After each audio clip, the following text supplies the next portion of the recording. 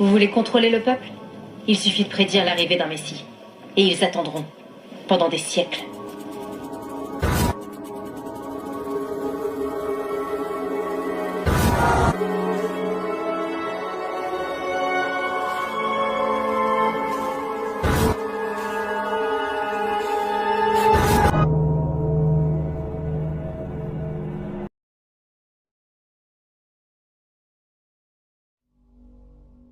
L'histoire est un ensemble de mensonges convenus. Napoléon Bonaparte. Des quatre coins de la planète, on trouve une architecture glorieuse, des structures magnifiques qui n'ont prétendument aucun lien, mais dont les conceptions sont pourtant très similaires. Ce style d'architecture, empreint d'élégance et de détermination, peut se trouver dans votre quartier ou au milieu de nulle part, et lorsque vous y pénétrez, vous êtes envahi par un vibrant sentiment de sérénité. Un sentiment que l'architecture moderne n'offre pas. Le concept d'une ligne temporelle qui a existé par le passé et dans laquelle des structures ont été créées dans un but totalement différent. Pourtant, si l'on examine les personnes qui, selon eux, ont construit ces structures, compte tenu de la chronologie et de l'absence de technologie, l'histoire commence à s'effondrer. Et cette histoire nous a été enseignée à une époque où nous étions trop jeunes pour la remettre en question. Mais lorsqu'on éclaire les livres d'histoire d'une lumière impartiale, vous découvrirez rapidement que l'histoire est un mensonge. Mais avant même que Rockefeller et ses sbires ne créent le Conseil de l'éducation, ils possédaient déjà nos ancêtres, et quiconque remettait en question leur discours se retrouvait rapidement résident involontaire dans des camps d'endoctrinement. Et d'où viennent-ils? D'où venons-nous tous? Si le savoir est vraiment un pouvoir, alors le maintien de ce pouvoir doit reposer sur l'absence de savoir. Savez-vous que toutes les grandes villes d'Amérique connaissent un grand incendie? Des incendies à la bougie qui réduisent la pierre en poussière et laissent derrière eux une scène de crime qui ressemble à une zone de guerre. Faisons un grand pas en arrière. Effectuons nos propres enquêtes. Il faut remettre en question l'histoire écrite par ses vainqueurs. Avec un manque de confiance croissant dans nos dirigeants au niveau national, il est temps de découvrir l'étendue de la tromperie et où le mensonge a vraiment commencé. Ce qui nous est caché est énorme. En ce qui concerne l'architecture, j'encourage les gens à faire leurs recherches dans leur propre communauté, car il n'est pas nécessaire d'aller bien loin pour commencer.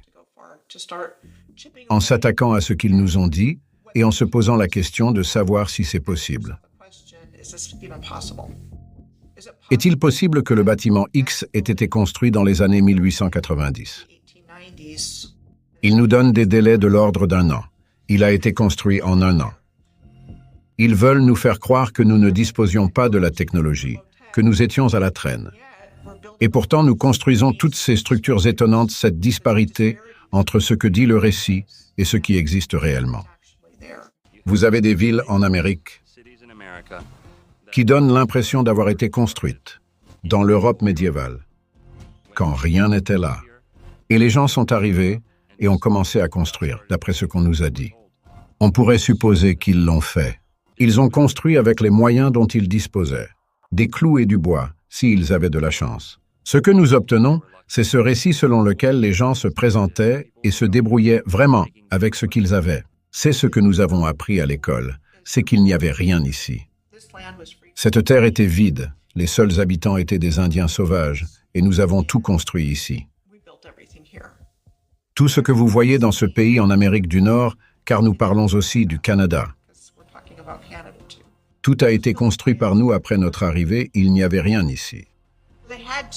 Ils ont dû changer le récit, ils ont dû détruire les preuves, ils ont dû trouver une explication. Pour savoir qui a construit cela, pourquoi ils l'ont construit et quand ils l'ont construit. Et ils ont dû le faire pour de nombreux bâtiments. On nous dit qu'au cours des années 1800, les concessions de l'Amérique du Nord étaient faibles, extrêmement faibles, trop faibles pour justifier l'infrastructure dans les délais prévus, trop faibles pour avoir l'expérience ou les connaissances nécessaires à la construction de ces glorieux bâtiments. Ce sont les bâtiments les plus exquis que j'ai jamais vus, et il n'y avait que quelques milliers d'habitants à l'époque. Et maintenant je regarde, et il y a des routes de boue et des trottoirs en bois. Et puis je regarde ce bâtiment qui pourrait sortir de Paris ou de Prague. Ce n'est pas de l'informatique. Je me rends donc compte qu'il y a tout un tas d'histoires qui doivent être creusées, repensées, reconsidérées et, dans certains cas, complètement abandonnées.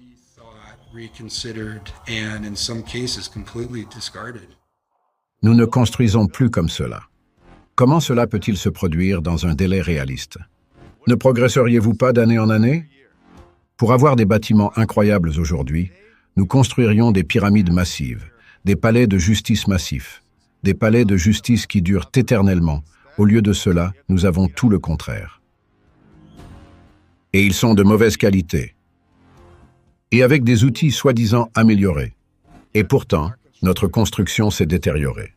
C'est complètement à l'envers.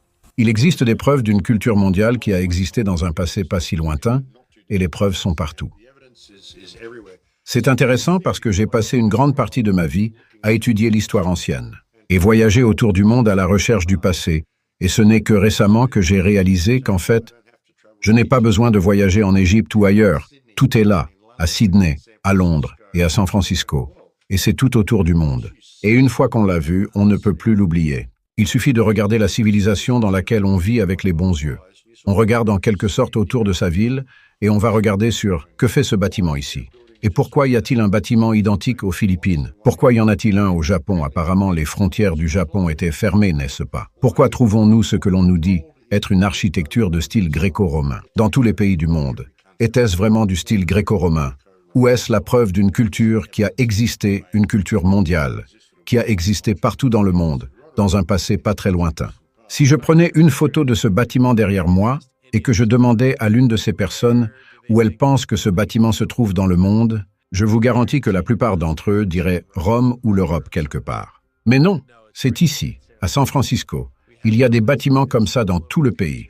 Et ils veulent nous faire croire qu'ils ont été construits au début des années 1900 ou à la fin des années 1800 avec le buggy d'Orson. Et il n'y a aucune chance que cela soit vrai. Ces bâtiments ont été construits par les maîtres d'œuvre de la civilisation précédente, l'ancien ordre mondial.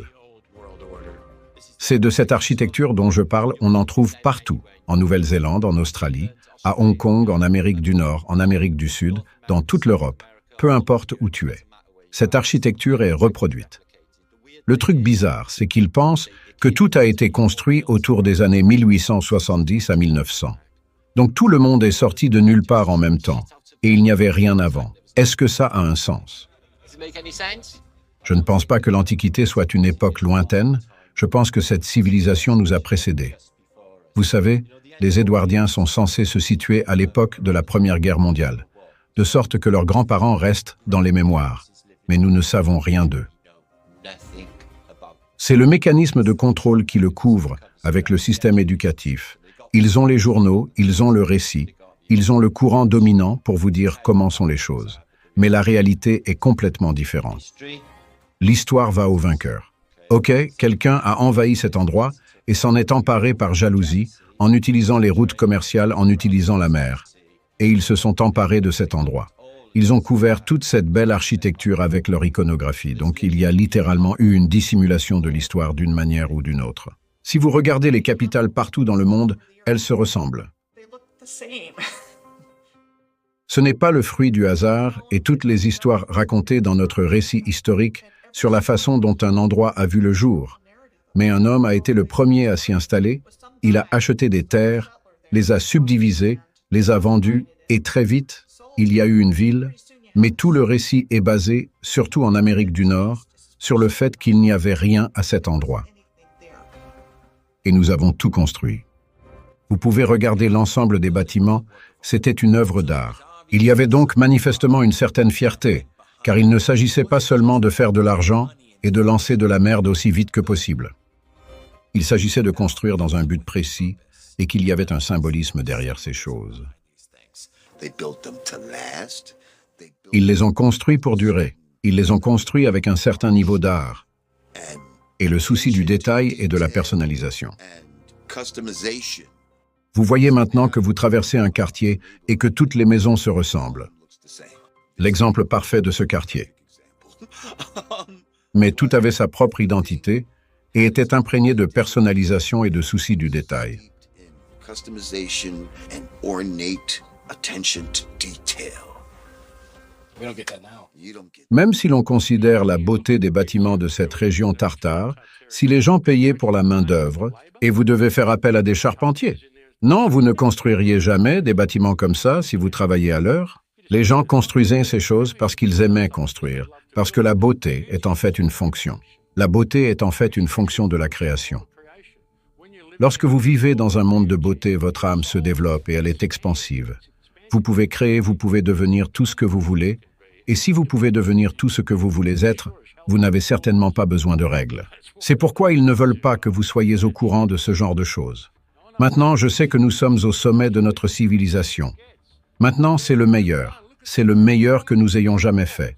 Regardez la qualité de ces murs. Oh putain, cette merde gothique, regardez ça. Vous voyez ce que je veux dire? Quand j'avais 8 ans, j'ai commencé à faire des recherches sur les pyramides parce que personne ne savait comment elles avaient été construites. J'ai donc commencé à m'intéresser à l'histoire ancienne. Et comme je l'ai dit, j'ai passé la plus grande partie de ma vie à voyager à travers le monde pour visiter tous ces sites anciens. Puis, soudain, j'ai commencé à m'intéresser à l'histoire de l'Europe. Vous voyez cette civilisation juste sous votre nez? Elle est là depuis toujours, dans toutes nos villes occidentales. Ils ont tout caché. Il ne s'agissait pas seulement d'insérer l'âge des ténèbres, ils ont tout changé. Alors quand nous avons commencé à essayer de reconstituer l'histoire qu'ils nous ont donnée, comment pouvons-nous connaître ces lieux ou même leurs noms? Comment pouvons-nous savoir que ces choses sont vraies? Comment pouvons-nous savoir que l'histoire est vraie parce que vous avez vu qu'ils ont simplement rassemblé et mélangé les cartes et les ont distribuées à un certain nombre de pays? Et les ont nommés comme ils l'entendaient, de sorte qu'il est devenu extraordinairement difficile d'essayer de les retracer à travers des documents historiques classiques. L'architecture elle-même ne date pas de milliers d'années, mais de centaines d'années. Même si vous allez en Amérique du Sud, regardez certains temples là-bas, les arêtes, les biseaux. Tout cela n'a que quelques centaines d'années. Ce ne sont pas de vieilles structures anciennes. Ce sont de nouveaux murs. J'y suis allé et je les ai regardés moi-même. Rien n'est ce qu'ils nous disent. Tu sais, tout est un mensonge. C'est juste l'ampleur du mensonge. Et plus le mensonge est grand, plus il est facile pour les gens d'y croire. Il y a beaucoup d'architecture dans le monde aujourd'hui, sur tous les continents. Des bâtiments qui sont beaucoup plus grands que ce que l'on pourrait penser, que des personnes de notre taille construiraient. J'ai donc donné l'exemple du bâtiment de la Cour suprême à Washington, D.C., comme étant l'un de ces bâtiments. La basilique, le sanctuaire national de l'Université catholique de Washington, est un autre exemple d'un immense bâtiment. Regardez le Capitole de l'État du Texas. C'est incroyable. Vous avez ces piliers tout autour, c'est un peu la même chose que le Vatican. Je me pose des questions sur le palais d'Iolani, quel est son âge? Et une chose à regarder, c'est qu'il leur a fallu 2 ans, de 1880 à 1882. Comment ont-ils construit ce magnifique bâtiment? Était-il construit ici depuis plus longtemps? Était-il ici avant le capitaine Cook? Il n'y a pas de photos de construction et il n'y a rien de tout ça. Donc pas d'outils électriques, cheval et buggy. Comment est-ce possible? La cathédrale Saint John de New York n'est pas un style de cathédrale. C'est le vrai McCoy. Pouvez-vous imaginer que cela soit construit aujourd'hui? Je pense que tout le monde deviendrait fou. Ils n'avaient aucune légitimité, si ce n'est celle de nous tromper et de nous convaincre qu'ils en avaient une. Et c'est ainsi qu'ils ont réussi à s'en sortir pour pouvoir s'insérer et s'ériger en suzerain. La construction en pierre n'est pas quelque chose que l'on peut apprendre à un bagnard en quelques semaines. C'est ce que l'on nous a dit à propos des Amériques et de l'Australie, c'est vraiment la façon dont on nous dit que ces pays ont été construits. Il s'agit d'une ingénierie extrêmement sophistiquée et technique, et il y a tellement de questions qui viennent à l'esprit. Comment ont-ils fait s'ils étaient de notre taille? Comment ont-ils pu accomplir cela avec la technologie dont on nous a dit qu'ils disposaient à l'époque?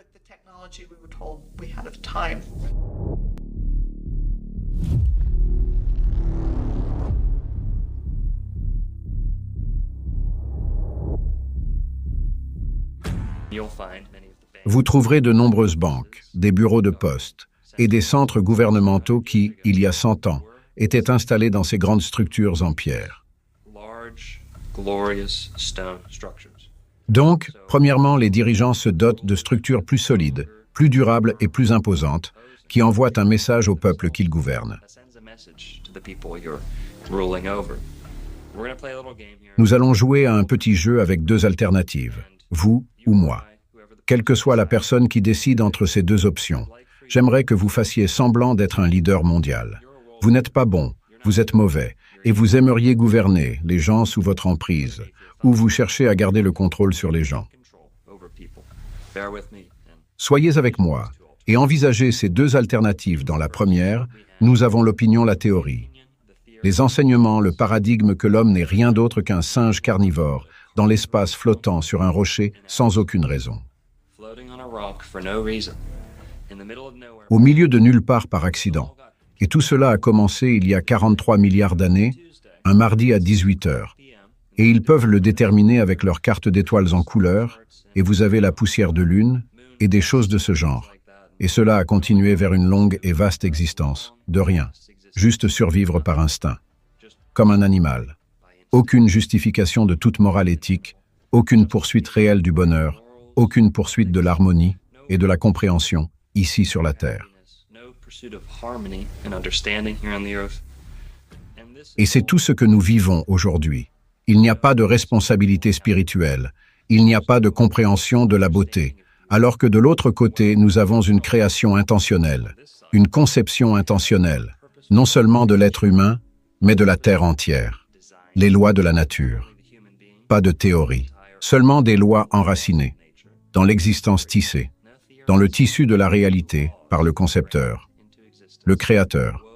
Pas dans un sens linéaire, si on regarde en arrière, cela fait tant d'années que cela ne fonctionne plus de cette façon, c'est le tissu de ce dans quoi nous vivons. Il y avait une valeur placée sur la beauté.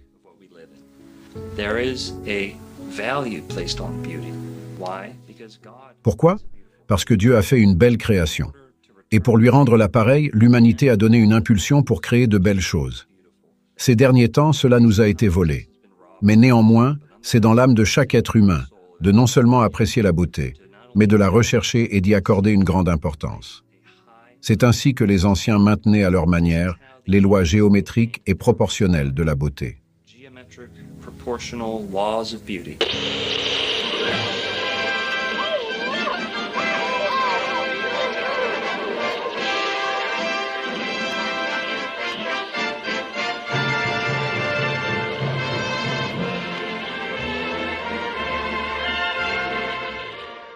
Il n'y a jamais rien eu de tel dans le monde entier. C'est dans notre propre ville. Grand-père, ils ne le démoliront jamais, n'est-ce pas? Ils n'ont pas intérêt à le faire.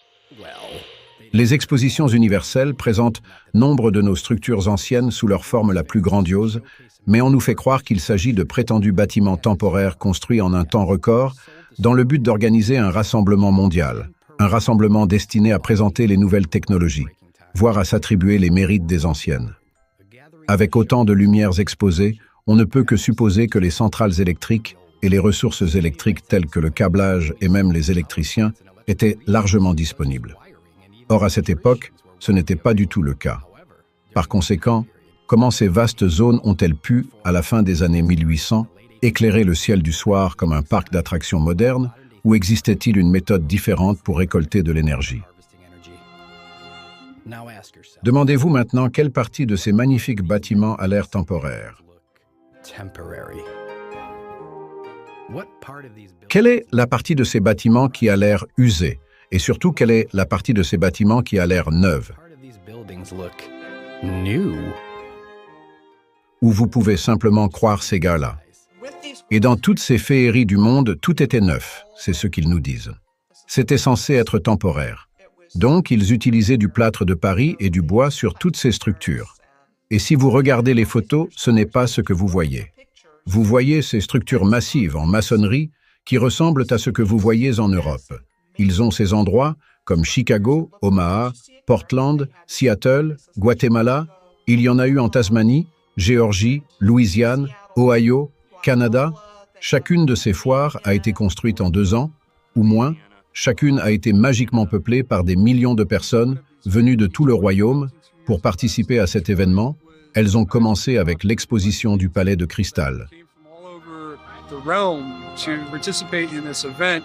They started with the Crystal Palace exposition. L'exposition du Palais de Cristal, en 1851. So what they tell us. Ce qu'ils nous disent, c'est qu'en 9 mois, ils ont commencé à concevoir le projet et l'ont construit en 9 mois dans cette gigantesque structure en verre plat, avec des fontaines, des trains et tout le tralala, et qu'ils l'ont ensuite déplacé dans un autre endroit à Londres. All the bells and whistles. Now, supposedly, they moved that entire structure to a different location in London. En 1854, et celle qui a brûlé dans les années 1930. That burned down. So, Aussi quand vous montrez des photos de ce palais de cristal massif et de toutes les choses qui s'y trouvent. and all the things that are there. Allez, hop, on le déplace. Pas de problème. Oops, it burned down. Et oups, il a brûlé, ce qui est généralement le cas de beaucoup de ces structures de l'exposition universelle. Si vous pouvez l'effacer de l'histoire, les gens ne le voient pas comme un futur potentiel. Et je pense que c'est en soi la morale de la dissimulation de l'histoire, de la dissimulation de l'ancien monde. Cela n'a tout simplement pas de sens logique pour moi de construire quelque chose d'aussi grandiose et de le détruire ensuite. Et en réalité, il s'agissait d'une excuse pour prendre l'infrastructure existante et construire quelques petites conneries autour d'elle. Puis, lorsque vous avez terminé votre soi-disant foire, cela vous donne une excuse pour tout démolir sans que personne ne pose de questions. Ils ont peut-être construit quelques-uns de ces bâtiments, et vous pouvez en fait reconnaître les bâtiments qu'ils ont construits parce qu'ils ressemblent à de la merde. Nous avons maintenant des bâtiments qui peuvent contenir 10 000 personnes, d'immenses bâtiments géants qui semblent avoir été conçus pour une race plus nombreuse et qu'ils disent avoir construits en 2 ans. 600 acres, soit je crois quelque chose comme 27 millions de pieds carrés, c'est absolument fou la quantité d'architecture qu'ils disent avoir construite en 2 ans.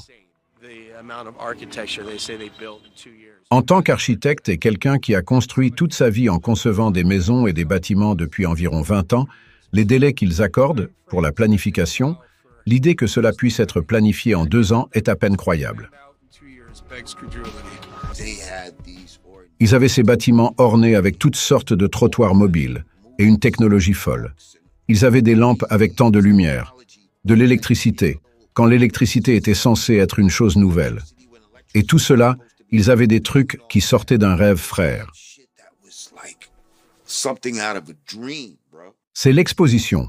Nous sommes entièrement électrifiés, certains de ces exemples, et ils ont été électrifiés avant que l'électricité ne soit une chose. La première ville électrifiée devait être Buffalo. Le premier bâtiment électrifié devait être celui de J.P. Morgan à New York, tous attribués à Edison.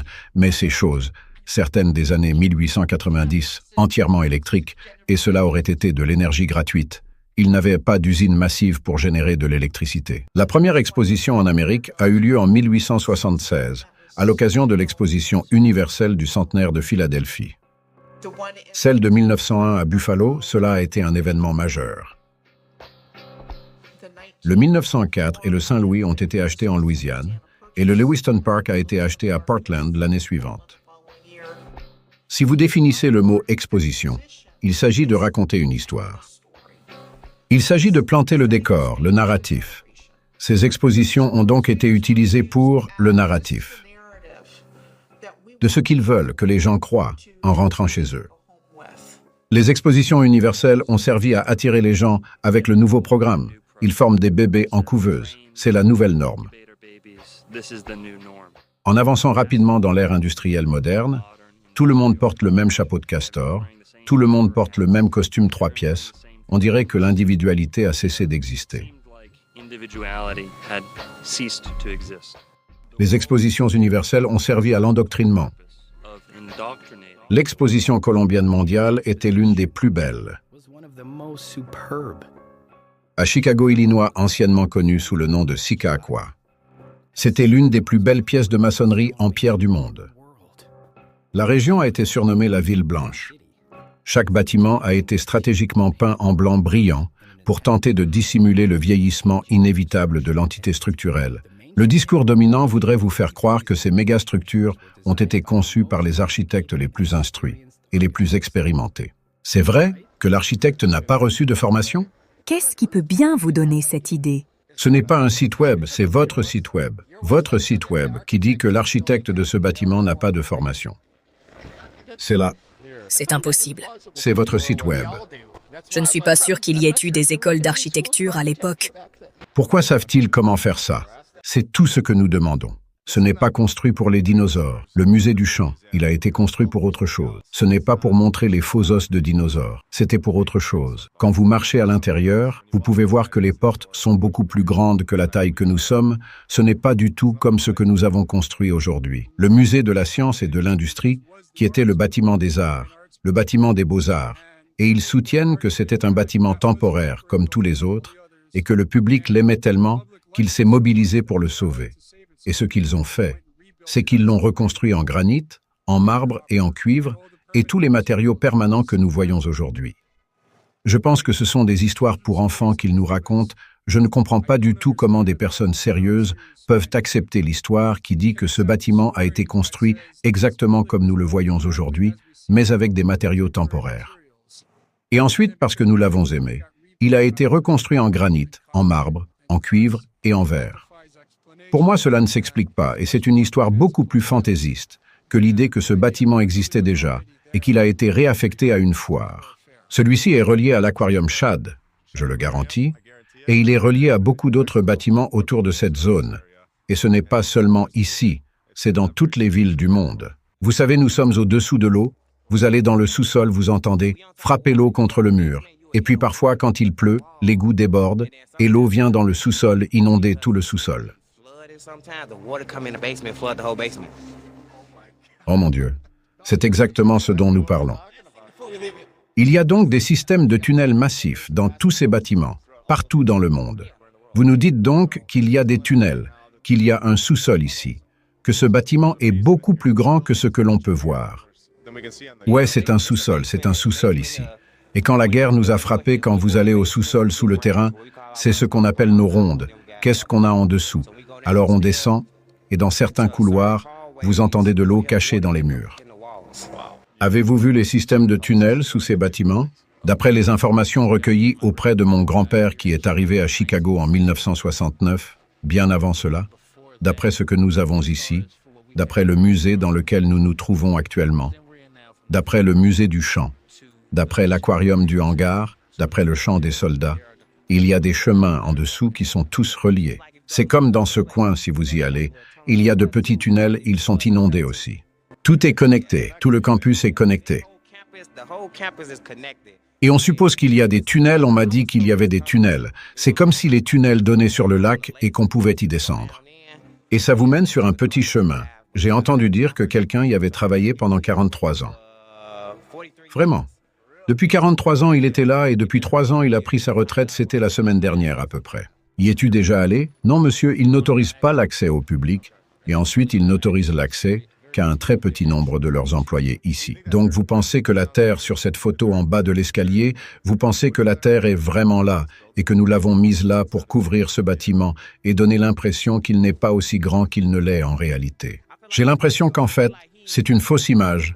J'ai l'impression que le bâtiment était déjà là. Que dites-vous à votre enfant lorsque vous arrivez dans un nouvel endroit, qu'il vous pose des questions et que vous n'avez pas de réponse? Vous commencerez à créer pour avoir un moyen de répondre à ces questions, ou votre enfant grandira sans avoir de réponse à jamais. Nous sommes donc ici pour donner ces réponses. Quand ils disent que ces bâtiments sont temporaires, ce qu'ils suggèrent en fait, c'est qu'il s'agit d'un modèle grandeur nature, qui va être occupé par des milliers et des centaines de milliers de personnes qui sortent de ces foires, où ils vont résister à des hivers brutaux, à des ouragans, à des tremblements de terre potentiels, avec des centaines et des milliers de personnes qui occupent ces espaces. Ce n'est pas le genre de chose qui est admissible quand on parle d'un projet de construction. Et des milliers de personnes occupant ces espaces, la responsabilité de ce seul fait aurait mis fin à toute l'entreprise dès le début, elle n'aurait pas été autorisée. Ce n'est pas le genre de chose qui est admissible lorsque vous parlez des métiers de la construction, lorsque vous parlez d'une installation publique où vous allez faire venir autant de personnes. Il s'agit là d'une infrastructure gigantesque et il faut un nombre considérable de personnes pour réaliser un tel projet. Quand on voit ces photos ridicules de construction où l'on voit des bâtons de popsicle, la manipulation est claire. Ici, on peut voir qu'ils ont monté l'échafaudage comme ils l'ont fait dans le passé sur les photos originales de la construction et qu'ils le font en ce moment même. Est-ce que ce serait difficile de faire une photo en noir et blanc et de donner l'impression qu'ils sont en train de construire? La NASA n'est pas la seule entreprise à falsifier des photos, les gars. Avec beaucoup de ces anciens bâtiments glorieux, quel que soit leur emplacement, vous trouverez de prétendues photos de construction maintenant. Beaucoup d'entre elles montrent simplement des échafaudages autour d'un bâtiment déjà construit. Si vous prenez une vieille cathédrale et que vous mettez des échafaudages autour d'elle et que vous êtes la première personne à avoir jamais fait photographier cette cathédrale, alors vous êtes prêt à faire valoir que vous l'avez peut-être construite au départ, alors que vous avez peut-être simplement rénové cette cathédrale en la repeignant, en la réparant, en utilisant de vieilles techniques primitives de manipulation de photos.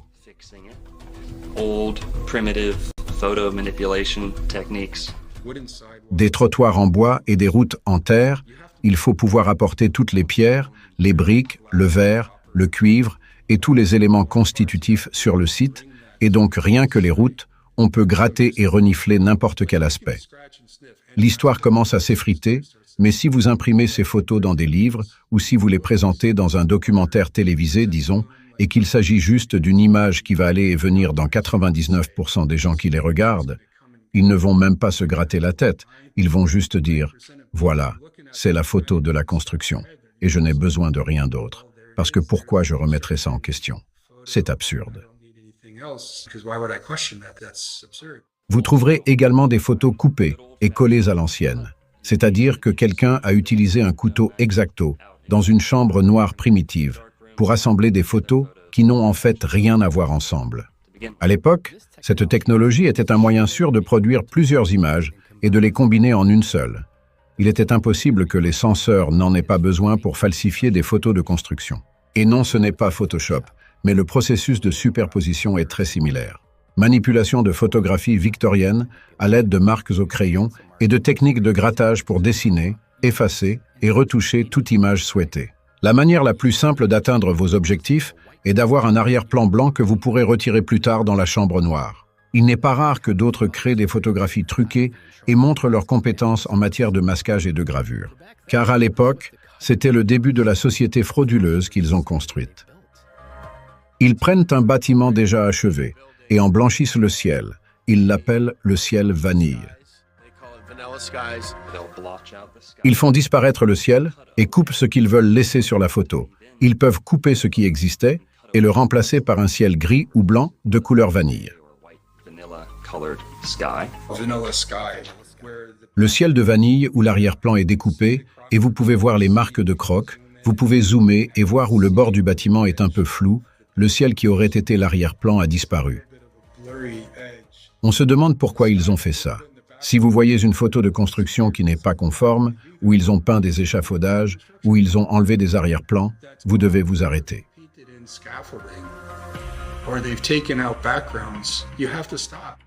Pourquoi ont-ils pris cette mesure? Il faut se poser la question.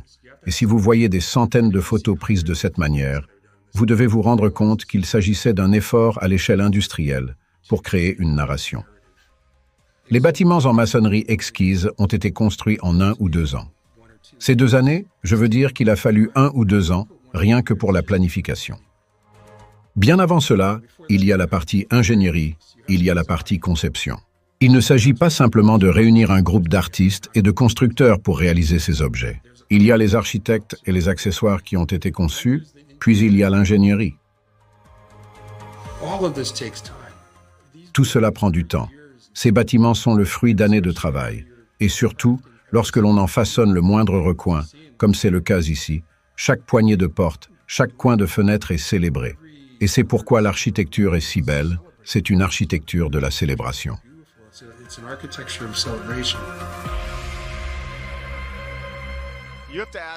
Il faut se demander pourquoi il y a si peu de photos de construction de l'intérieur des bâtiments.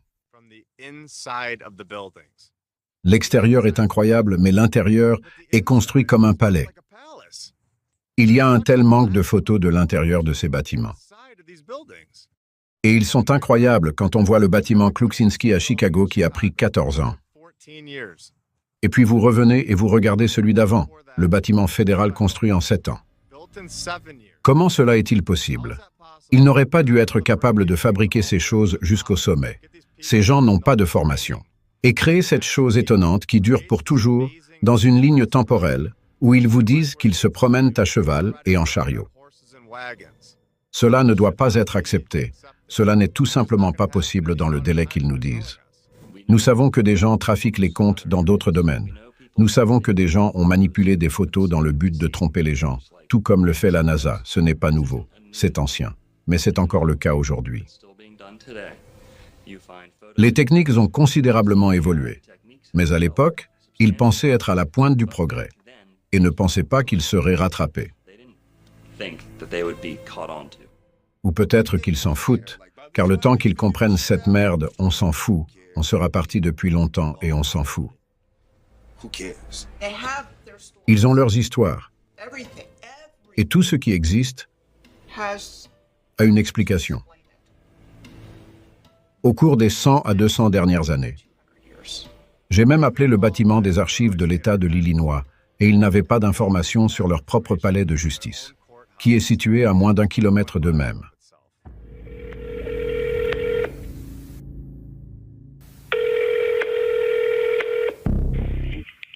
Bonjour, les archives. Comment puis-je vous aider? J'essayais de trouver des informations sur la construction de la Cour suprême.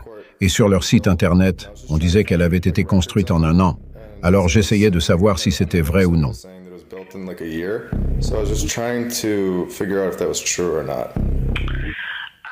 Avez-vous essayé de contacter la Cour suprême? Oui, et ils m'ont envoyé chez vous. Je ne sais pas ce que nous aurions sur le bâtiment lui-même. Le site web indique que les clés ont été remises le 4 février 1908, mais en 1908, ils ont également indiqué qu'ils déménageaient de l'autre ancien bâtiment du Capitole de l'État, alors je ne sais pas, 2 mois. Ça ne sonne pas juste. Je ne sais pas si nous avons des informations sur le bâtiment lui-même.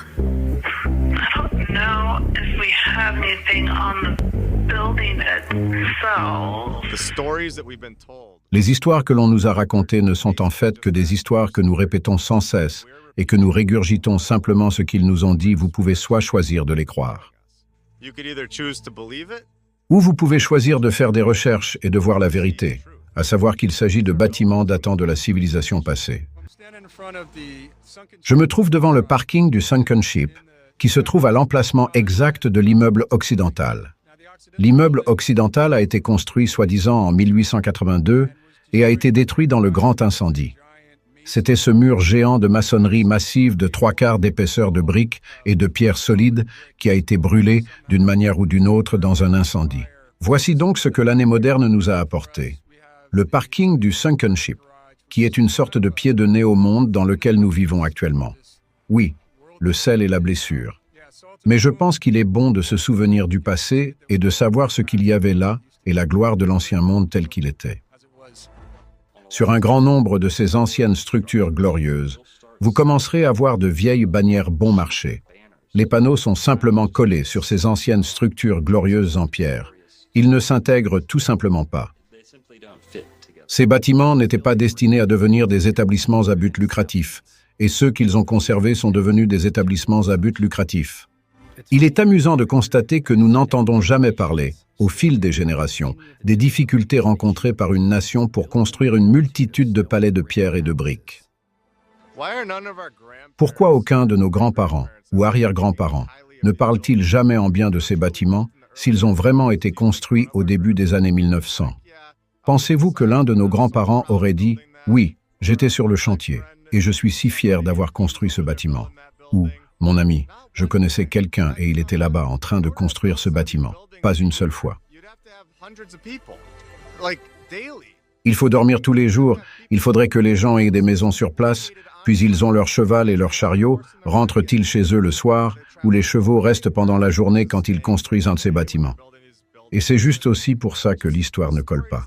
Si c'était vraiment construit comme ils le disent, alors il y aurait tellement de preuves, et désolé. Mais dire qu'une photo n'était pas disponible ou difficile à prendre à l'époque, ce n'est tout simplement pas ça. Ça ne va pas le faire.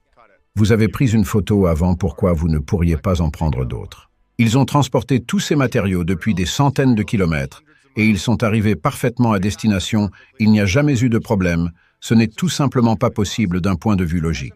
En tant qu'architecte depuis 20 ans, je comprends assez bien comment les matériaux réagissent aux éléments.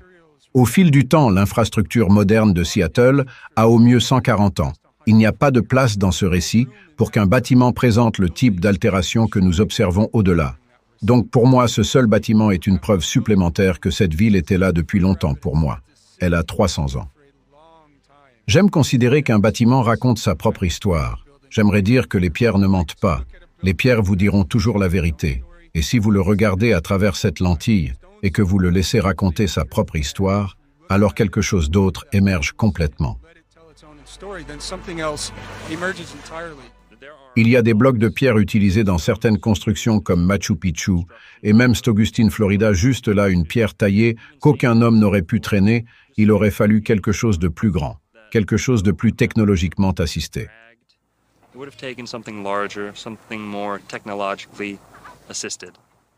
À moins qu'il ne s'agisse de personnes de taille importante. Dans de nombreux livres anciens, partout dans le monde, on parle de géants qui ont existé et qui ont côtoyé ce que nous appellerions aujourd'hui des personnes de taille normale. Les personnes plus grandes auraient eu plus de facilité pour transporter, tailler et disposer les pierres de cette taille. Nous voyons des mégalithes aux Amériques et des mégalithes dans le monde entier, qui sont peut-être le résultat du travail des géants.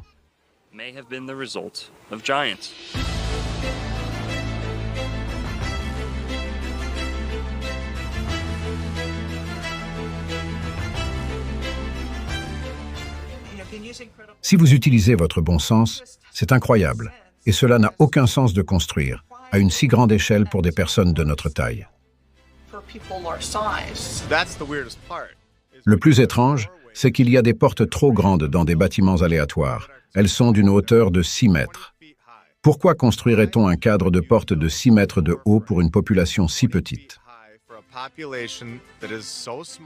Pourquoi un humain de taille normale ferait-il quelque chose d'aussi massif?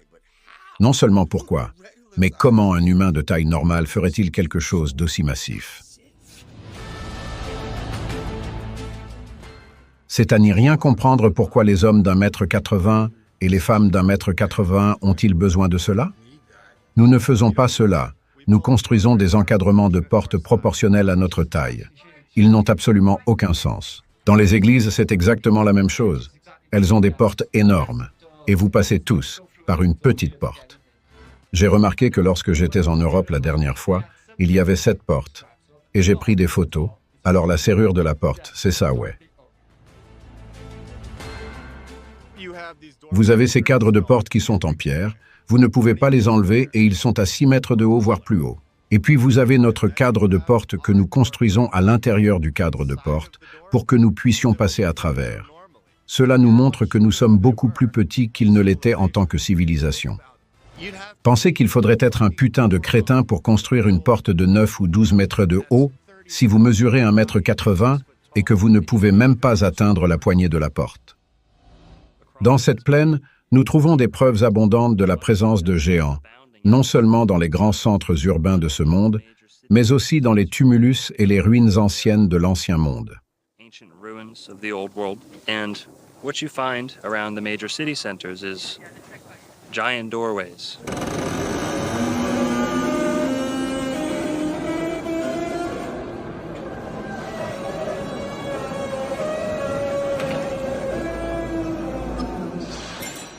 Nous avions des livres géants. Nous avions des casques géants. Nous avions des couteaux géants. Des épées de samouraï géants. Des fusils géants. Nous avions des chaussures géantes. Nous avions des couronnes géantes. Nous avions des machines à écrire géantes. Des cloches géantes. Il n'est pas logique de penser que de grandes communautés de personnes se sont réunies et ont construit des structures qui étaient déjà excessivement coûteuses. mais qu'en plus elles construisaient pour une taille plus grande que nécessaire. Ce qui n'est pas très rentable et ne correspond pas à ce que l'on nous dit de l'Amérique des pionniers.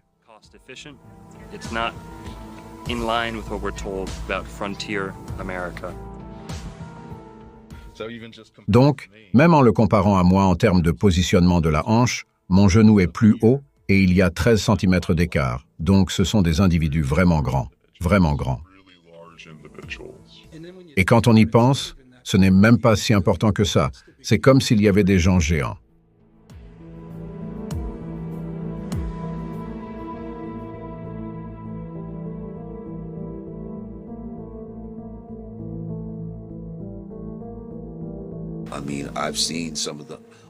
Je veux dire, ce que j'ai vu, c'est des squelettes de géants déterrés, et tout ce genre de choses.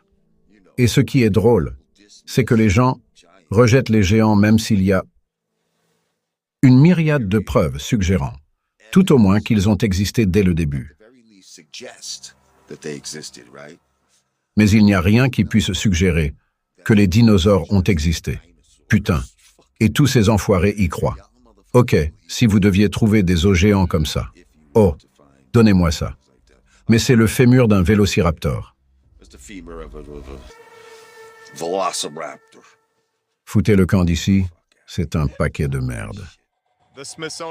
L'Institut Smithsonian possède les ossements qu'il a trouvés à Cahokia, et des articles disent qu'ils ont pris ces os dans la région de Saint-Louis. Et les mettent à l'Institut Smithsonian, ils ne nous disent pas qu'ils les ont, alors que nous savons qu'ils sont soit dans la cave, soit qu'ils les ont détruits ou jetés. Il y a tellement d'articles de presse des années 1800 et du début des années 1900 qui montrent qu'ils ont détruit ou jeté ces ossements dans l'océan. Ils ont dû le cacher, il n'y a pas de place pour les géants dans leur nouveau monde. Et ils doivent nous mentir à ce sujet. Ils ont dû écrire les livres d'histoire pour nous dire que nous venons des singes. Je pense que tout était plus grand. Je pense que tout était beaucoup plus grand. Je pense qu'il y avait plus d'oxygène dans l'air. Les arbres étaient beaucoup plus grands. Les lieux étaient beaucoup plus grands. Ils étaient meilleurs. Ils avaient toute la technologie. Ces gens sont peut-être partis ou ont été tués. Mon opinion est qu'ils sont allés chercher plus de terre. Je ne pense pas qu'ils aient le droit d'être ici. Je pense que tout cela a pour but de repeupler cet endroit et d'être contrôlé par les soi-disant dirigeants. Si vous revenez aux Écritures bibliques, lorsque les Néphilim sont nés des anges d'or saluant l'aube des hommes, ils ont donné naissance à des géants. Le noir et le blanc vous disent qu'il y a de nombreuses preuves physiques que nous avions une race de géants. Nous ne sommes pas cette race. Nous sommes une race différente. We are a different race. Yeah. We are a different set of people. I think we're cohabiting. I think they were doing the same time. Most of them play basketball. Yeah, man. Well, that's it. They're in the Harlem Globetrotters undercover, aren't they? Talk of the Nephilim. Les Néphilim disent avoir eu des relations sexuelles avec des gens normaux et créer une sorte de mutant et tout ce genre de merde. Le grand-père de Shaq. Tu as raison, grand Yao Ming, écoute grand-père. Tu sais, ouais, on voit beaucoup de grands dans la NBA et tout ça, c'est un reste dans l'ADN. C'est un fait qu'il y avait des géants. Ce n'est pas une théorie du complot. Nous avons des preuves de cela. Qu'est-ce qui est le plus logique? Vous avez une civilisation qui est petite et minuscule et qui se déplace à dos d'âne, ou vous avez une population grande et très forte qui est intelligente et capable, et qui a de l'expérience, qui construit ses cathédrales dans les basiliques. Les endroits qui sont construits sont massifs, c'est proportionnel à leur taille. Vous trouvez squelette après squelette exhumés des tumulus d'Amérique, des tumulus de Floride, d'Amérique du Sud. Allez en Mésopotamie, et vous trouverez la même chose, des gens géants, enterrés sous terre, et c'était des races entières. Ce n'était pas, vous savez, un gars qui serait devenu gigantesque par accident. Il y a toujours des squelettes géants, des crânes géants qui sont découverts au hasard, et la tendance est vraiment d'ignorer complètement cela et de dire non, ce n'est pas vrai. Mais le 19e siècle est rempli de découvertes d'ossements géants, ce qui n'est pas arrivé il y a longtemps, mais récemment. L'histoire de l'humanité est conçue de manière à convaincre le citoyen moyen que tous les luxes dont il bénéficie, les progrès technologiques dans sa vie, toutes ces choses sont les simples fruits de l'ère industrielle et d'un mode de vie industriel. Et les systèmes bancaires qui ont suivi les méthodes de déplacement qui se sont consolidés après l'ère industrielle. Dans les années 1800, toutes les inventions du monde sortent de nulle part. D'accord, alors on a littéralement tout. Du métro au chemin de fer, le système de transport, l'expédition moderne, les métiers modernes, la banque, tout ça. Tout arrive vers 1850, quand les registres ont commencé à être tenus, par coïncidence. Parce que tous nos registres de naissance n'ont jamais été officiels avant 1950. Ils étaient dans les paroisses. Ils étaient très contrôlés, tout comme les informations de l'Église. Alors personne ne peut vraiment remonter aussi loin dans le passé pour trouver ses ancêtres. Nous sommes convaincus que l'humanité actuelle est le résultat de l'ingéniosité de l'ère industrielle. Ce n'est pas vrai.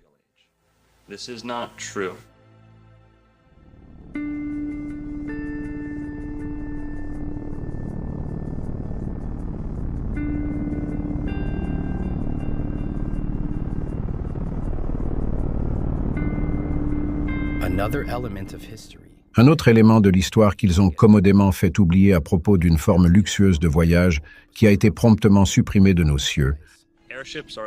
Les dirigeables sont la forme la plus ancienne de transport aérien et la plus éprouvée maintenant qu'ils ont été retirés de la circulation. Beaucoup de gens croient à tort que les passagers d'un dirigeable sont confinés dans les petites cabines suspendues au fond de l'appareil.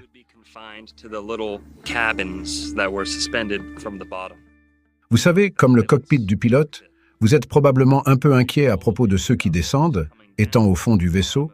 Vous avez l'impression que vous allez vous faire écraser, mais ce gros ballon dirigeable n'est pas qu'un simple ballon.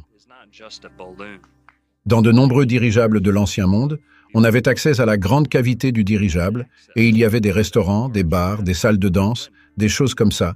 C'est un fait.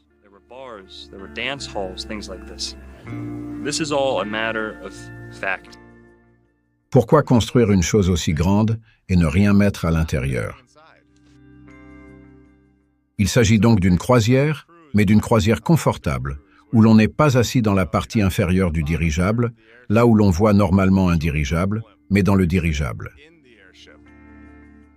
C'est un endroit magnifique, une méthode de voyage facile et gracieuse qui est jetée dans les égouts. Ils sont en fait plus sûrs que les avions. Et ce que nous avons eu, c'est un événement médiatique de masse sous la forme du Hindenburg qui a effrayé la plupart de la population mondiale et l'a dissuadé de monter à nouveau dans un dirigeable.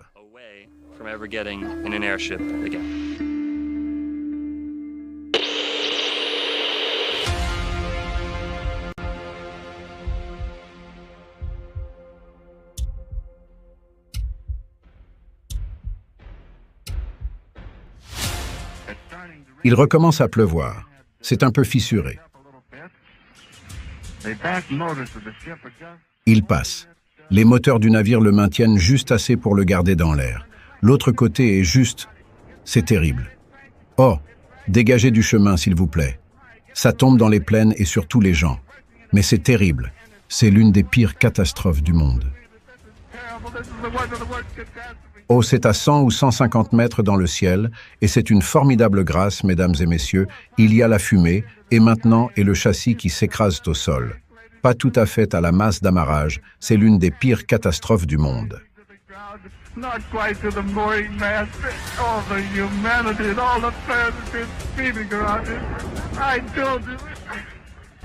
ne peux pas parler aux gens et le faire passe là-bas. Je ne peux pas parler, mesdames et messieurs, honnêtement. C'est comme le putain de disque américain. Tout le monde peut à peine geler, parler et crier. Dame, je suis désolé, je peux à peine respirer. Je vais entrer là où je ne peux pas le voir. C'est terrible. Je ne peux pas.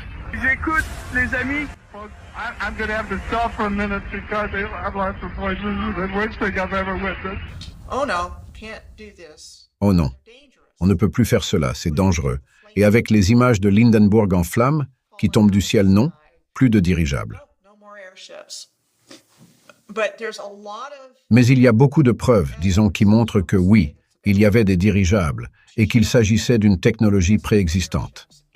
they were a pre-existing technology.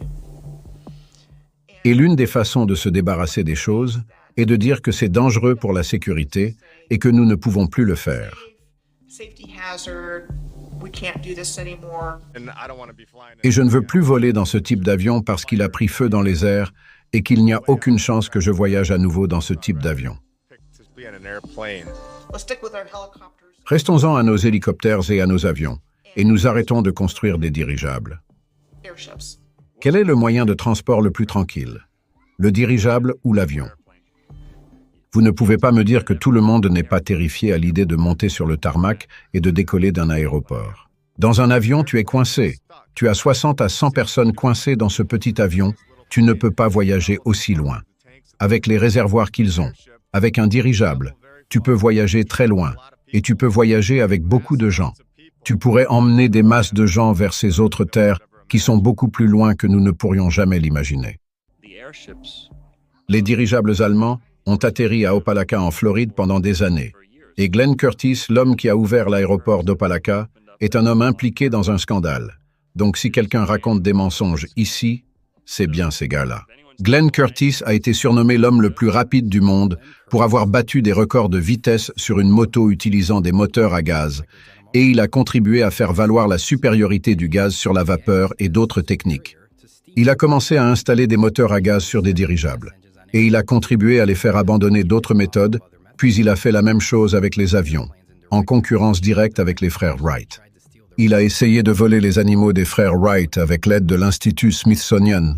Vers la fin, ils ont commencé à les remplir d'essence plus sale pour qu'ils puissent être propulsés au gaz. Ce n'était pas le cas. Beaucoup d'entre eux étaient à vapeur dans certains cas, tout comme les sous-marins. Ils peuvent essayer de nous le cacher, mais vous, en tant que téléspectateurs, vous pouvez aller vérifier par vous-même. Les dirigeables étaient beaucoup plus sophistiqués que ce que l'on nous dit. Et pour en revenir à la comparaison entre l'avion et le ballon dirigeable, ils peuvent littéralement et métaphoriquement étrangler les coûts de transport en autorisant qu'un nombre limité de personnes abordent ce tout petit tube qui voyage si vite et qui est si dangereux. Oh, laissez tomber. En ce qui concerne les avions modernes, on ne peut faire tenir que quelques centaines de personnes dans un avion, alors qu'on peut faire tenir quelques milliers de personnes dans un dirigeable, d'abord parce qu'il est gracieux, mais aussi parce qu'on peut y faire tenir beaucoup plus de personnes et qu'il y a beaucoup plus d'installations. C'est un peu comme une ville itinérante, donc les dirigeables offraient quelque chose que les avions n'offrent pas. Ils étaient plus sûrs en termes de vitesse de déplacement. Vous savez le danger d'atterrir à un endroit où vous n'êtes pas censé le faire. Si votre peur de voler est causée par la traversée de l'eau, en cas d'urgence, vous auriez maintenant un moyen d'accoster en toute sécurité sur un bateau, et si vous avez peur d'atterrir, vous pourriez être rassuré par un dirigeable qui accosterait lentement. Des choses comme la Tour Eiffel, dont on nous a dit qu'elle avait été construite pour une exposition mondiale, mais il y a des tours Eiffel partout. Cela vous donnera l'occasion de faire venir un dirigeable dans votre ville, et plus encore, et vous serez livré directement à l'endroit où vous voulez être. Je ne pense pas que cela ait été irresponsable. Ils l'ont vraiment fait. L'Hindenburg a été utilisé et s'est couplé au sommet de l'Empire State Building. La porte s'ouvrira, le portique sortira, et tout le monde sortira du Zeppelin. Dans l'Empire State Building, et ils l'ont fait à Chicago, ces dirigeables étaient le transport de l'époque.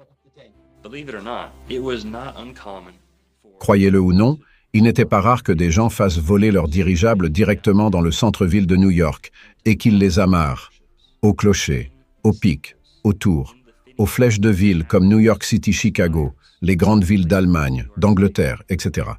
Les dirigeables s'amarraient. Ils débarquaient les gens au sommet des bâtiments.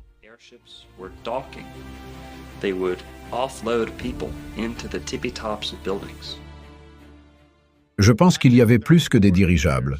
Je pense que la technologie va plus loin que cela. Je pense que ces choses étaient beaucoup plus puissantes, et je pense qu'elles sont allées plus loin que nous ne pouvons jamais l'imaginer, vers des terres dont on ne nous parle pas. Dans les coulisses, ils continuent à les fabriquer. Mais nous n'aurions pas accès à la fabrication de nos propres produits. Si vous vouliez construire un dirigeable aujourd'hui, vous ne le pourriez pas parce que la NASA possède 99% de l'hélium. La technologie de l'époque était peut-être encore plus performante que celle dont nous disposons aujourd'hui. Dans les années 1930 et 1940, Des vidéos montrent des hoverboards et des scooters portables fonctionnant à l'électricité. Ils avaient des voitures qui se garaient toutes seules. À l'époque où la photographie a été inventée, des tramways électriques circulaient sans fil dans les villes. 20 ans plus tard, ils tomberaient tous en panne et seraient ensuite reliés à des câbles, puis au réseau électrique d'Edison, plus lent. Et n'oubliez pas qu'ils ont beaucoup plus que ce qu'ils nous donnent. Ils nous rendent lentement la technologie qu'ils ont trouvée de la civilisation précédente. C'est drôle, parce qu'ils l'introduisent à nouveau à petite dose, et ils prétendent qu'ils sont les héros alors qu'ils l'ont réintroduit, mais pendant ce temps, cette même chose qui a été conçue pour créer la liberté et la créativité au sein de l'humanité est maintenant utilisée pour la manipulation et le contrôle. Mais elle est lâchée, à petite dose. Nous acceptons simplement que la ligne soit poussée de plus en plus loin et les gens s'assoient comme si c'était la vie.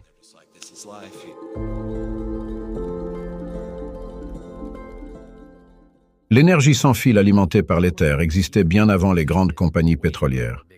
Nous savons tous à quel point les compagnies pétrolières sont sales, mais il faut penser à tout ce que nous pourrions avoir si elles n'avaient jamais existé. Le processus de raffinage du pétrole a été inventé en 1854 par quelqu'un de Pittsburgh. En 1870, John Rockefeller et Henry Flagler ont créé la Standard Oil Company et ont donc dû trouver une solution de remplacement d'énergie le plus rapidement possible, et ils l'ont obtenu grâce à l'exploitation de ces ressources. Dans les années 1800, le monde académique a ajouté 18 éléments au tableau périodique des éléments, l'éther étant l'un d'entre eux, et à un moment donné, on s'est rendu compte que l'éther n'était plus un élément de la nature. Lorsqu'Albert Einstein a présenté sa théorie de la relativité et a commencé à donner des conférences dans tout le pays et dans le monde entier, tous ceux qui parlaient de l'éther à l'époque ont vu leur réputation complètement détruite. Ils ont perdu leurs laboratoires et leurs postes d'enseignants, comme ce que nous avons vu en 2020. Souvent, ils laissent des miettes de pain. Souvent, la vérité est à la vue de tous, alors. Avec ce Benjamin Franklin qui envoie cette clé avec un cerf-volant, c'est essentiellement vous, l'Américain moyen, qui envoyez votre drone avec un fil de cuivre et qui récoltez de l'électricité directement à partir de l'éther. Je pense que les anciens comprenaient très bien que l'éther est réel et qu'il existe des moyens de canaliser l'énergie atmosphérique, l'énergie terrestre, et je pense qu'ils construisaient leurs bâtiments en gardant cela à l'esprit. Si nous avions accès à l'énergie libre, imaginez que vous puissiez vous promener dans la forêt comme bon vous semble, et que vous puissiez installer un petit appareil et raisonner pour vous construire un château, et de faire léviter des pierres et de créer un royaume. Eh bien, ce n'est pas très bon pour Joe Biden. Comment va-t-il te taxer? Comment la FEMA va travailler avec toi dans cette situation? Et c'est pour ça que c'est si dangereux pour eux.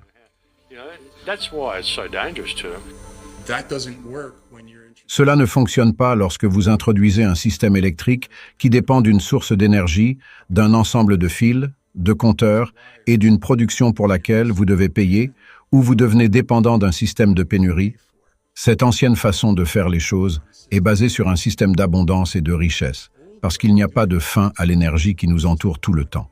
Il y a une autre façon de faire les choses et nous n'avons pas à vivre dans cette façon de crise constante à cause d'une pénurie constante.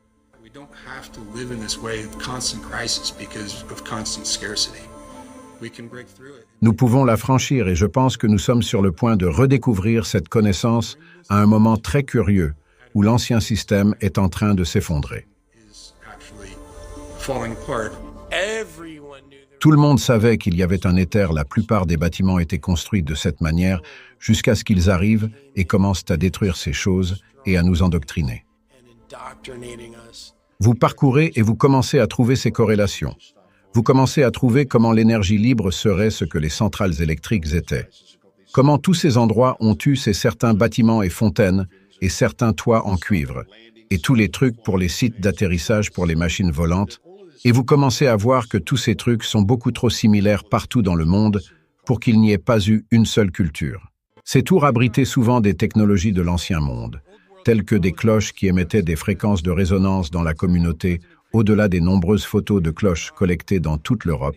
Nous vivons une époque où nous nous réveillons à ce que nous avons eu il y a si peu de temps. waking up to what we so recently had. The pipe organ. L'orgue est une machine à guérir, c'est pourquoi il faisait partie intégrante de la construction des anciennes cathédrales gothiques. L'orgue était la pièce maîtresse de l'église de la cathédrale.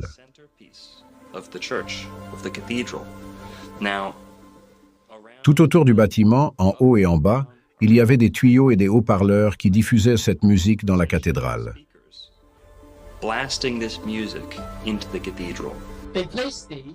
Ils ont placé ces magnifiques orbes sur ces vitraux, qui ont été traités avec des lentilles et des propriétés spécifiques, et qui fonctionnent comme des haut-parleurs de voiture.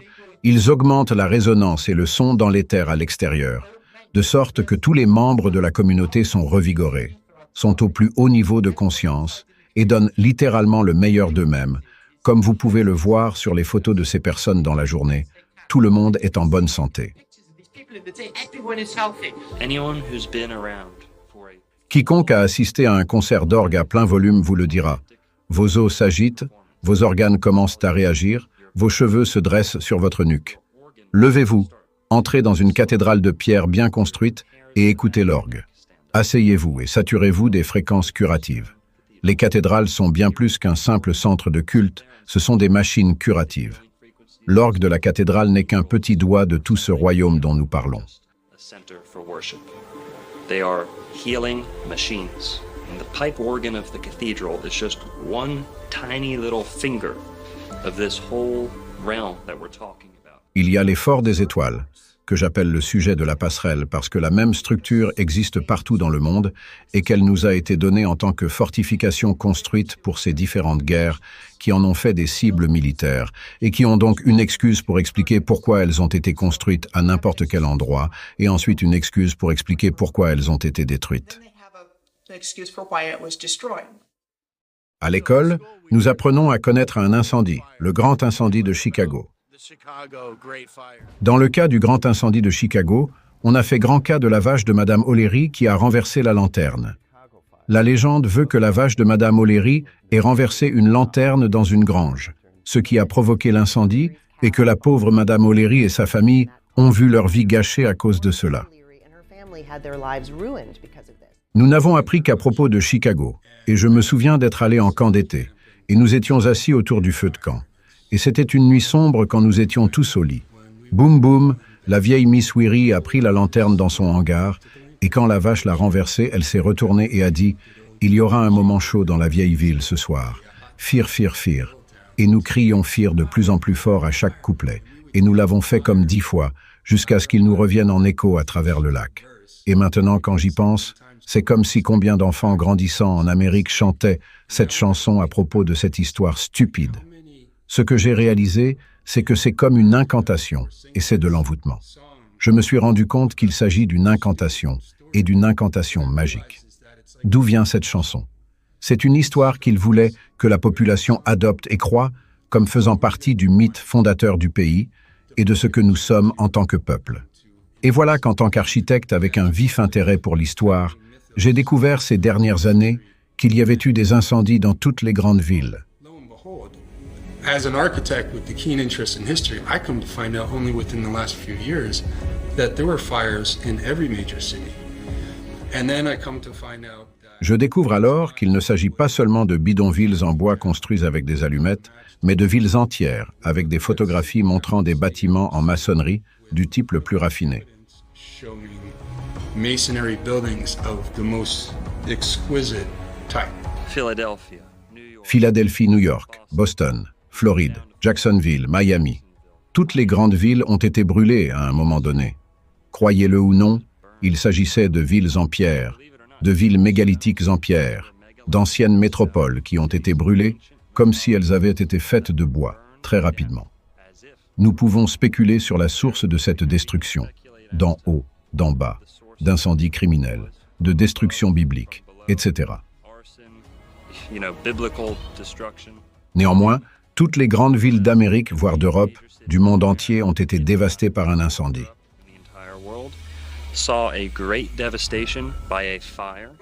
Nous verrons des photos de personnes marchant sur le trottoir comme si ce n'était pas grave.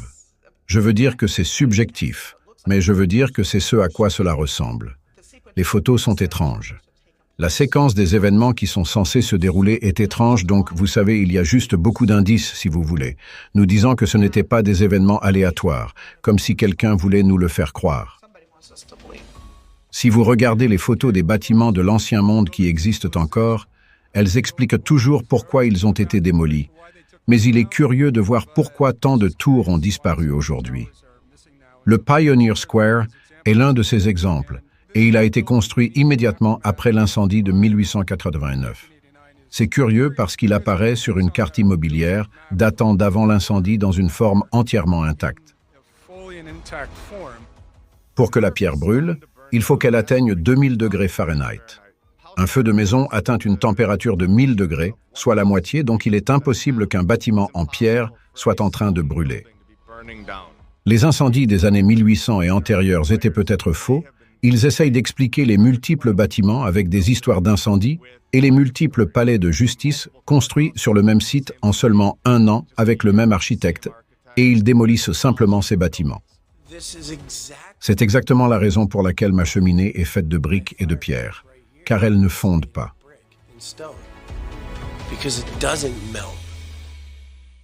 Il faut être idiot pour penser que ces feux de forêt vont faire fondre la brique et la pierre.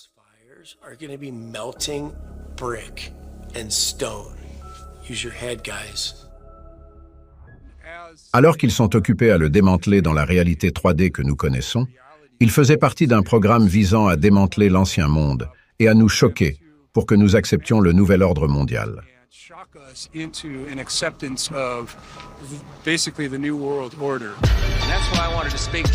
C'est pourquoi je voulais vous parler aujourd'hui du nouveau monde qui se dessine autour de nous, des perspectives d'un nouvel ordre mondial.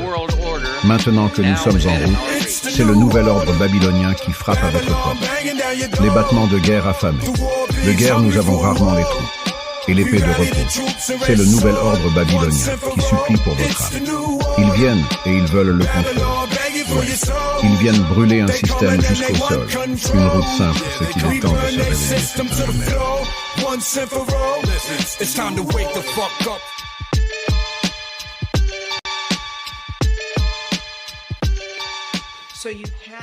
Il y a donc eu ce que j'appellerais la réinitialisation de l'histoire selon un récit très précis, c'est-à-dire qu'elle n'a pas beaucoup changé, et en utilisant les médias comme ils le font aujourd'hui pour la publier, l'imprimer, voici ce qui s'est passé, voici tous les détails, voici toutes les personnes impliquées, nous l'avons consigné dans les archives. Alors encore une fois, ils disent que tout a été construit en bois, comme dans un décor de film hollywoodien.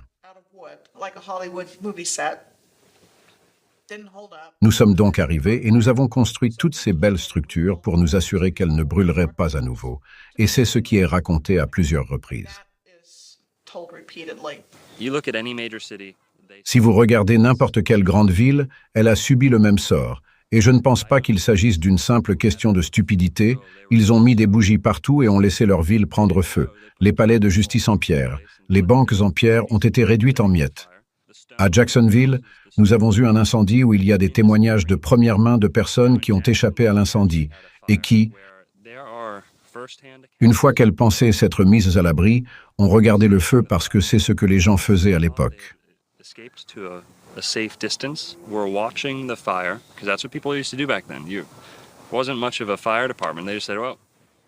Ils étaient assis sur une colline et regardaient Jacksonville brûler. Ils ont dit que les objets qu'ils portaient sur eux ont commencé à s'enflammer spontanément. Montres de poche, boutons, objets faits de certains matériaux s'enflammaient. Cela se produisait à la fin des années 1800 et au début des années 1900. Les villes s'enflammaient spontanément sans cause suffisante, sans explication convenable, mais ils étaient dans un wagon fermé et ce qui s'est passé, les matériaux sur leur corps, s'enflammaient spontanément sans raison, avec des étincelles et des flammes. Comment cela est-il possible si c'est un incendie local qui s'étend à tout ce qu'il touche? Ces gens étaient à des centaines de mètres, sinon plus, de l'incendie. Comment cela pourrait-il être le cas s'il s'agit d'un incendie local qui se propage à tout ce qu'il touche? Ces personnes se trouvaient à des centaines de mètres, voire plus, de l'incendie. Il n'y avait pas de braise qui tombait sur elles et qu'elles ne pouvaient pas voir parce que, comme je l'ai dit, elles se trouvaient déjà dans le wagon. And you can go look up your own city, the closest major city to you, and you'll find this same fate. Si vous regardez les destructions de la Première Guerre mondiale et de la Deuxième Guerre mondiale, elles ont exactement la même apparence, de sorte que ces armes existent depuis longtemps. Le facteur le plus important du 11 septembre a été l'effacement des preuves. L'effacement des preuves des méfaits du gouvernement, des institutions financières, et j'en passe. La destruction des preuves. Comment appelle-t-on cela la foudre juive? Faute de mieux. La fraude à l'assurance, la destruction des preuves. Ces deux éléments vont généralement de pair lorsque l'on parle d'immeubles qui s'effondrent sans qu'on s'y attende.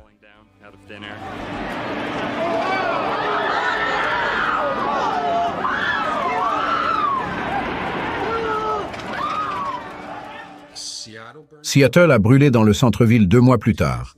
Ellensburg, qui était à l'époque une ville importante du centre du territoire de Washington, a brûlé 2 mois plus tard. Spokane, qui était une autre ville importante sur le flanc est du territoire, a brûlé, et lorsque j'ai découvert cela, je veux juste m'arrêter une seconde, comme s'il se passait quelque chose d'entièrement différent dans l'histoire.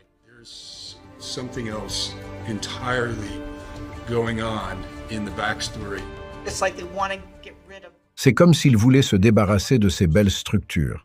Certaines sont encore utilisées, mais celles qui sont gênantes pour la narration. Ils veulent les faire disparaître. Et il y a aussi probablement une composante du réseau énergétique dans tout cela, parce qu'ils gardent ce qu'ils peuvent utiliser. Ils gardent ce qui leur est utile, et à un moment donné, ils déterminent qu'ils n'en ont plus besoin pour quelque raison que ce soit.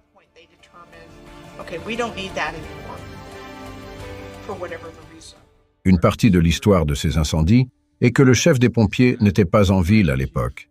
Il était parti pour une conférence et la structure de commandement était brisée.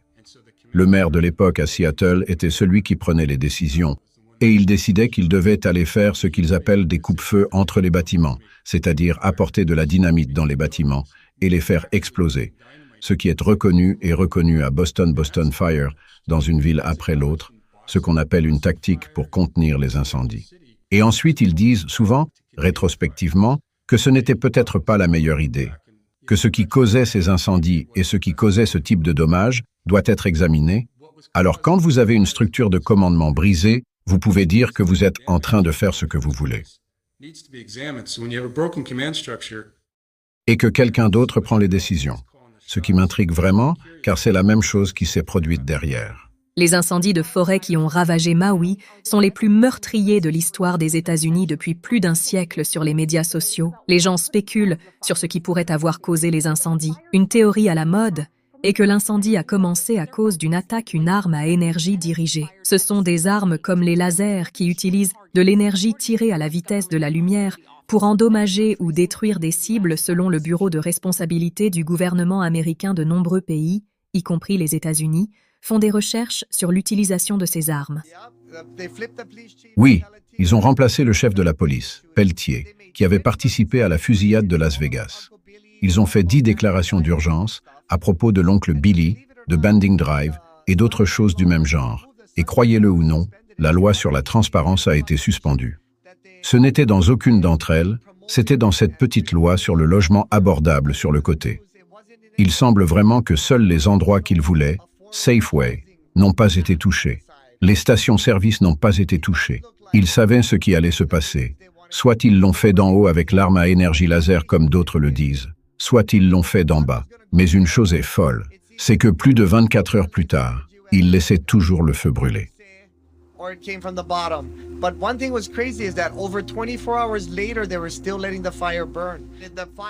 Le feu soufflait si vite que le vent a dit qu'il se déplaçait d'1 mile en 10 secondes. Je ne pense qu'à une chose dans ma tête, c'est qu'il pouvait se déplacer d'1 mile en 10 secondes. Vous savez, une sorte de boom.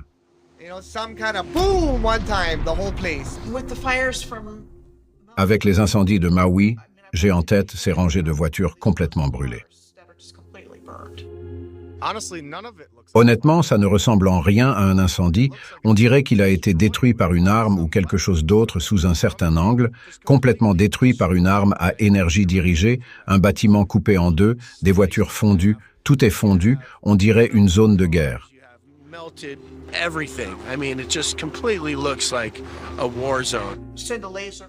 Envoyer un laser à partir d'une arme à énergie dirigée sur la communauté et ensuite prendre du recul et dire « Oh, c'était naturel » ou « c'est dommage, c'est si triste ». et tous ces gens sont laissés sans abri, et ils n'obtiennent aucune aide, et les gens ne sont pas autorisés à sortir de là. Voilà ce qui se passe. Ils sautent dans l'eau, et pouf, et tout ressemble à ce que vous savez. Les voitures sont brûlées.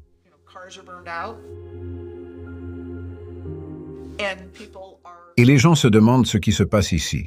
Et ils n'obtiennent pas de réponse. Et l'administration actuelle a également pour slogan de reconstruire en mieux.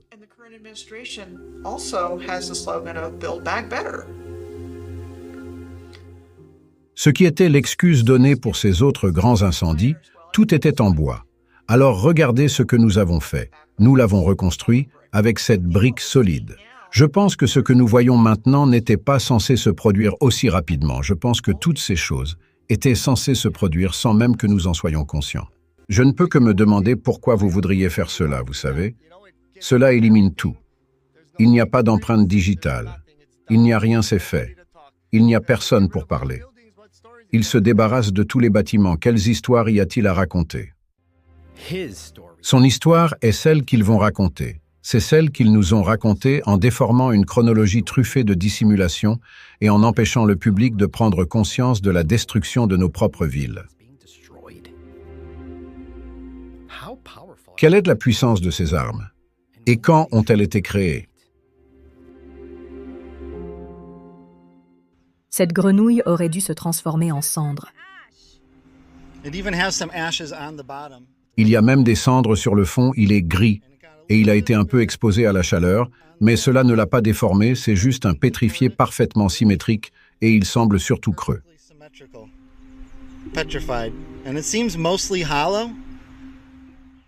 Mais la peau est totalement solide et intacte. Beaucoup de gens ont parlé de la malthologie, et mon point de vue à ce sujet et sur d'autres choses est que c'est une partie de l'histoire, ce n'est pas tout, et ce que je crois, c'est qu'il y a eu une attaque d'énergie dirigée sur le système de grilles de la Terre, qui a fait sauter les grilles et qui a causé des marécages, des déserts, des terres qui ont été cisaillées et qui sont tombées dans l'océan, ce qui aurait causé la fonte des bâtiments aussi.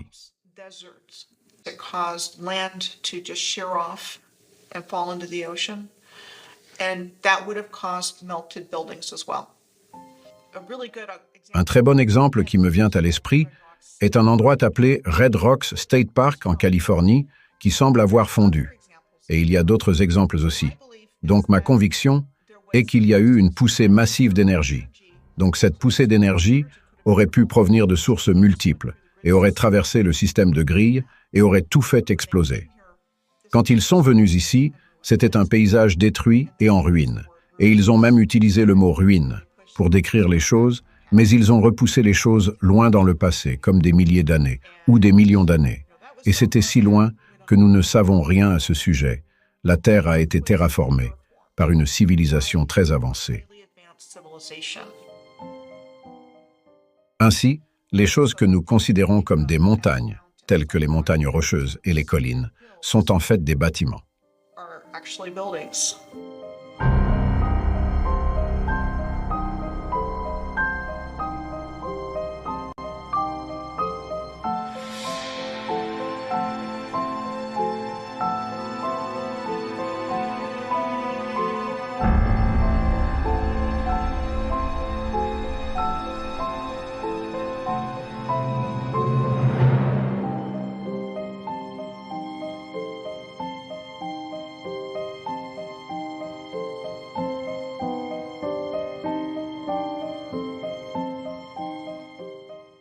Quand on regarde la ville de San Francisco au début des années 1870 et qu'on voit qu'il n'y a pas une âme autour d'elle, c'est un grand vide, une ville entièrement intacte, et rien n'est déplacé, sauf qu'il n'y a personne. Et donc, à mon avis, c'est qu'ils sont entrés dans une ville qui existait déjà.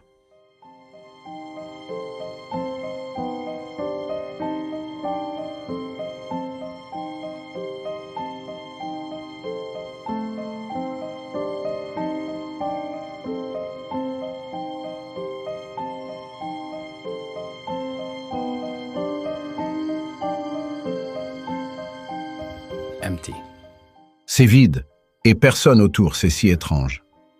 Attendez, la tour des joyaux ne serait-elle pas visible quelque part sur cette carte? Souvenez-vous de l'exposition universelle de San Francisco? Elle ne devrait pas l'être car c'était 37 ans après que cette photo ait été prise. It shouldn't be, because that was 37 years after this photograph was snapped. Oh oui, bien sûr. On dirait qu'elle est déjà là.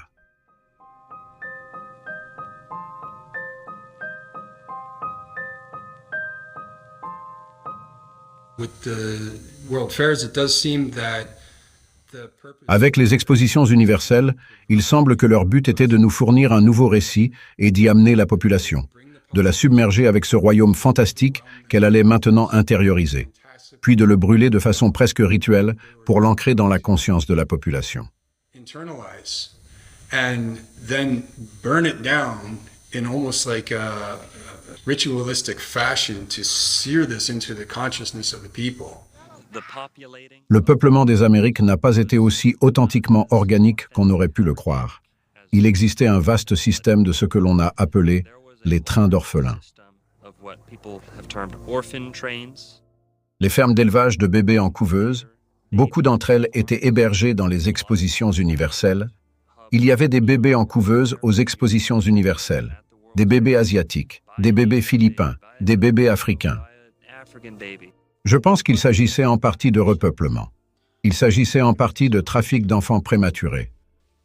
Les enfants prématurés étaient dans ces couveuses. Vous voyez des photos de ces infirmières en uniforme. Dans une salle remplie de couveuses pour bébés dont l'entrée est payante avec notre prise de conscience accrue aujourd'hui, vous savez qu'il y a des choses comme Planned Parenthood et d'autres choses qui se passent.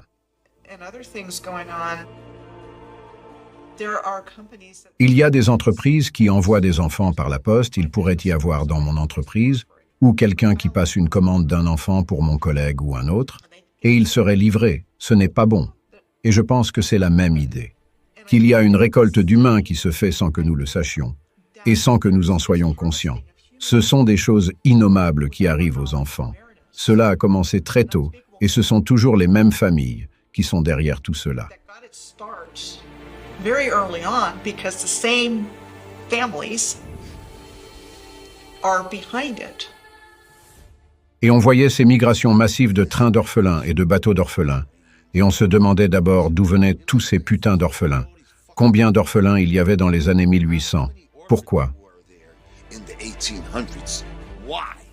Ainsi, tout le monde apprend cette chose à un jeune âge, et tout le monde doit se conformer à ces nouvelles structures et à ces nouvelles règles. Ils doivent apprendre cette nouvelle histoire avec laquelle tout le monde n'est pas vraiment d'accord, et tous ceux qui ne sont pas d'accord doivent aller à l'asile d'aliénés. Il y a les asiles d'orphelins pour les enfants et les asiles d'aliénés pour les adultes. Et puis, tout à coup, John D. Rockefeller crée un conseil de l'éducation, et tous les enfants sont envoyés dans un système d'enseignement public pour apprendre cette nouvelle histoire. Quelle meilleure façon de tromper une société que de prendre ses enfants à un jeune âge et de leur enseigner exactement ce que l'on veut qu'ils sachent. Si les gens se rendaient compte que si l'on ne comprend pas le passé, on le répétera encore et encore. Et cela empêche les gens de progresser dans l'avenir. Et nous, en tant qu'espèce collective, nous devons aller à l'essentiel, sur ce qui s'est réellement passé et de notre véritable potentiel en tant que civilisation collective. Parce que nous ne pouvons plus compter sur ces personnes.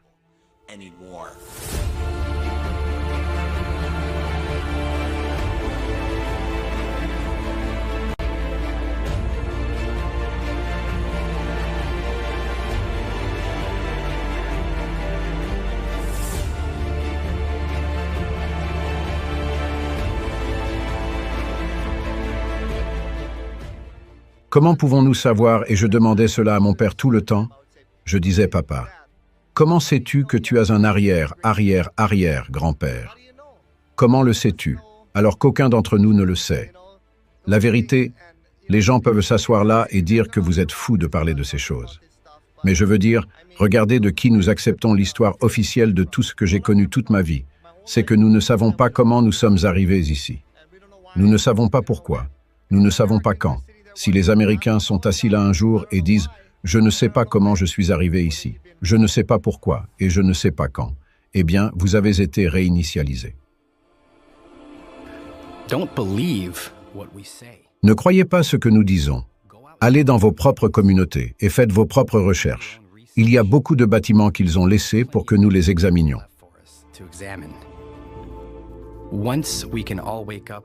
Une fois que nous nous serons tous réveillés collectivement, nous pourrons nous rendre compte de ce qu'ils nous ont vraiment fait.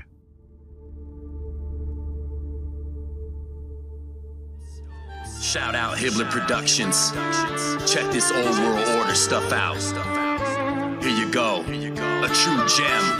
Firm Fam 2024. Sift through the lies of indoctrination. Ancient civilization laid to wasting. More I scratch at the surface, more I'm facing. Hidden no world, advanced not cavemen. Free energy before the lies of the Masons. Flip the script and change the whole situation. American cities found not created. The tech of the giants, colossal creation. What lies had they hid from us in plain sight? The power of the ethos to feed them free light. Structures weren't built by horse and buggies. Huge slabs of stone, masterful, not ugly. Old photos, show marvels that's been there. Miles from quarries, not anywhere near there. Research the old world right now, I declare we taking back our world from those who feed fear. Yo, it's that old world order, the new world slaughter. Don't drink the water, raise sons and daughters. Teach them the truth, blessed from the Father. And rip the chains right off us. Yo, it's that old world order, the new world slaughter. Don't drink the water, raise sons and daughters. Teach them the truth, blessed from the Father. And rip the chains right off us. This is the age of Tartaria, massive mud floods and real history, not the chronicles.